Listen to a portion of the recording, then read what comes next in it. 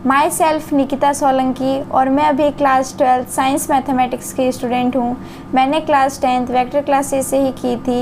And I got 97.67% in class 10th and also achieved rank first in all over Jodhpur district. मैं बाकी सभी students से ये बताना चाहूँगी अपने स्टडी के बारे में कि जब मुझे कुछ सब्जेक्ट्स में और टॉपिक स्पेसिफिक को लेकर डाउट्स बने रहते थे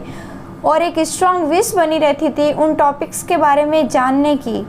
इसलिए मैंने वेक्टर क्लासेस में डेमो क्लासेस ली एंड जब मुझे वहाँ पे बहुत अच्छा लगा तो मैंने ज्वाइन भी कर ली। वास्तव में मुझे इन सब चीज़ों को लेकर बहुत ज़्यादा इम्प्रूवमेंट नज़र आने लगा। अगर मैं बात करूँ मेरे स्टडी प्लान्स के बारे में तो मैं ये बताना चाहूँगी कि जब मैं 5 से 6 घंटे स्टडी किया करती थी तब मैं मेरे डाउट्स और टॉपिक्स को अलग कर लेती थी जो मुझे सर से डिस्कस करने होते थे। बाकी सब सब्जेक्ट में टाइम पंक्चुअलिटी को फॉलो करते हुए स्टडी करती थी। इससे मुझे ये बेनिफिट हुआ कि जो भी मेरे डाउट्स मैं क्लियर कर सकती थी वो मैंने क्लियर किए एंड जो भी मुझे सर से समझने होते थे वो मैं सर की गाइडेंस से क्लियर कर लिया करती थी। इससे मुझे मेरी स्ट्रेंथ और कैपेबिलिटी का पता चलता गया और इम्प्रूवमेंट होता गया। अगर मैं बात करूं मैथमेटिक्स की तो भवानी सर मैथ्स के कॉन्सेप्ट को लेकर बहुत ही ज़्यादा अवेयर रहते थे और उनका ज़्यादा फोकस क्वेश्चंस की वैरायटी को लेकर होता था, जिससे मुझे मेरी स्ट्रेंथ का पता चल जाता था और ये बात मुझे बिल्कुल सही लगी एंड मुझे फील हुआ कि लाइफ में टीचर का मार्गदर्शन कितना ज़रूरी है। मैं लगातार इन सब चीज़ों से जुड़ी रही और यही कारण है कि मैंने 10th में 100 आउट ऑफ 100 मैथमेटिक्स में हासिल की। अगर मैं बात करूं साइंस को लेकर तो दीपक सर का तरीका कुछ ऐसा था कि वो चीज़ों को बॉटम लेवल से उठाते थे और टॉप लेवल तक लेकर जाते थे, जिससे बुक में मेंशन जितने भी चैप्टर थे वो इजीली कवर हो जाते थे और क्वेश्चंस के आंसर समझने में बहुत ही आसानी होती थी, जिससे मैंने साइंस में 98 आउट ऑफ 100 मार्क्स प्राप्त किए।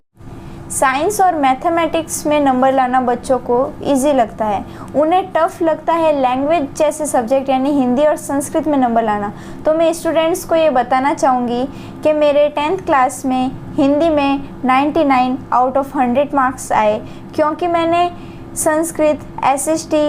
हिंदी और इंग्लिश जैसे सब्जेक्ट्स में भी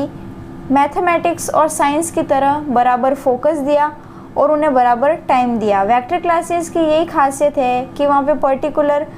साइंस और मैथमेटिक्स को लेकर ही ध्यान नहीं दिया जाता, बल्कि 6 के 6 सब्जेक्ट पर भी बराबर ध्यान दिया जाता है और उनसे रिलेटेड